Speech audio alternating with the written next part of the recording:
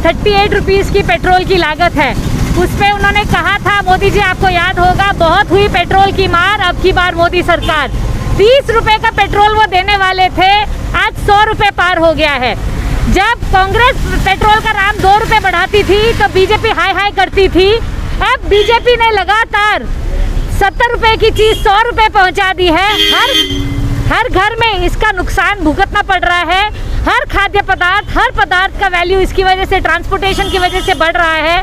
और आज मोदी जी किसी के मन की बात ना सुन रहे, सिर्फ अपने मन की बात किए जा रहे हैं। मैडम, स्कूलों की हालत भी बड़ी बुरी है।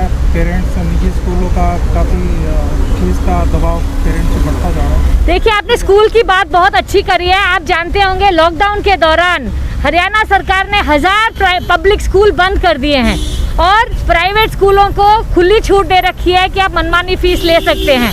उन्होंने आरटीई के ज़रिए बोला गया था कि सरकार जो प्राइवेट स्कूल है वो सिर्फ ट्यूशन फीस लेंगे, लेकिन उसको इन्फोर्स नहीं किया।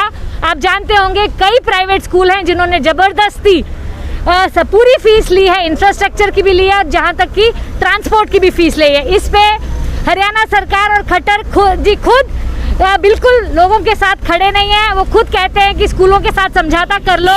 उन्होंने हरियाणा के बच्चों से हाथ धो बैठे हैं। उनको पता है उनके बस की नहीं है। जिस तरह हमारी हेल्थ इतनी बुरे स्ट्रक्चर में है, उसी तरह स्कूलों का भी बुरा हाल है और हरियाणा की सरकार ने लोगों को बेहाल करके छोड़ दिया है। आपको पता होगा, कल खोड़ी विलेज गाँव में वो बुलडोजर चलाने गए थे अरावलीज पे, जो बहुत अच्छा सुप्रीम कोर्ट का वर्डिक्ट आया था कि आपको कोई भी अवैध निर्माण है जिसको हटा लेना चाहिए। इतने बड़े बड़े फार्म हाउस हैं, पूंजीपतियों के फार्म हाउस हैं, पॉलिटिशियंस के फार्म हाउस हैं, उनकी तो बाउंड्री वॉल तक नहीं छुई है इन्होंने। और जहाँ पे खोरी एक गांव में हज़ारों लोग 20 साल से रह रहे हैं, अगले ही दिन वहाँ बुलडोज़र चलाने को तैयार हो गए। ये जो दोगला व्यवहार है खट्टर सरकार का, वो हमें नज़र आता है।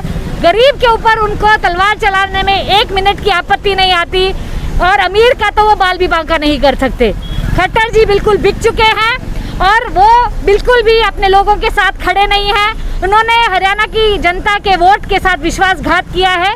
उनको रिज़ाइन कर देना चाहिए और उसको अलाउ करना चाहिए जो शायद लोगों की आवाज़ उठा सके, लोगों की पीड़ा समझ सके और हम सबको जो मदद चाहिए इस बार दे सके।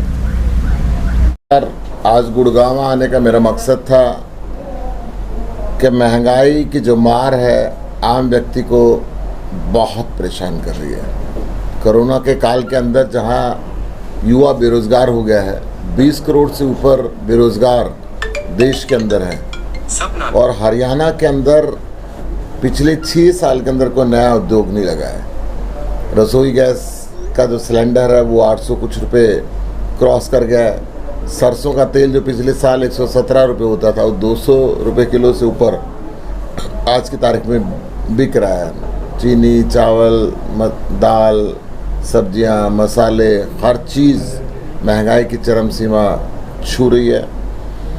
मोदी सरकार ने उज्ज्वला योजना पिछले अपने कार्यकाल के अंदर चलाई, परंतु आज वो सिलेंडर धूल चाट रहे हैं क्योंकि 800 रुपये से ऊपर का सिलेंडर आज की तारीख में मिलता है। बहुत परेशानी की दौर से आम आदमी गुजर रहा है। इस महंगाई के खिलाफ आज पूरे हरियाणा के अंदर आम आदमी पार्टी प्रदर्शन कर रही है। राष्ट्रपति जी के नाम पे ज्ञापन उपायुक्त महोदय के मार्फत सौंपे जा रहे हैं ताकि गूंगी बहरी सरकार जाग सके।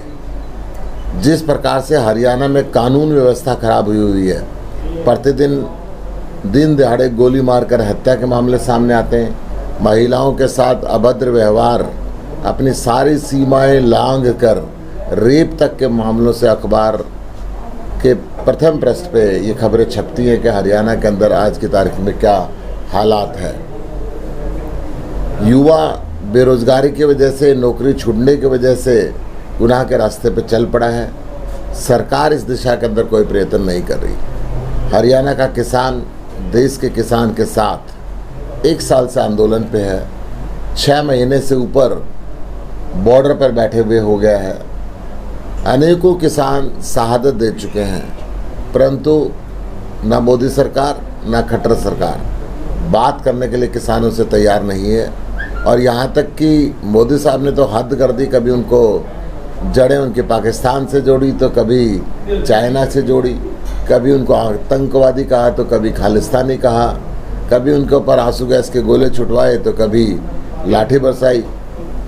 अनेकों ऐसे उदाहरण समय समय पर हरियाणा के अंदर देखने को आते रहते हैं कि जानबूझकर किसानों के साथ बुरा हाल किया जाता है। यही बात व्यापारियों की है, जो जितने भी छोटे व्यापारी हैं आज अडानी और अंबानी की चैन के सामने अपनी दुकान बंद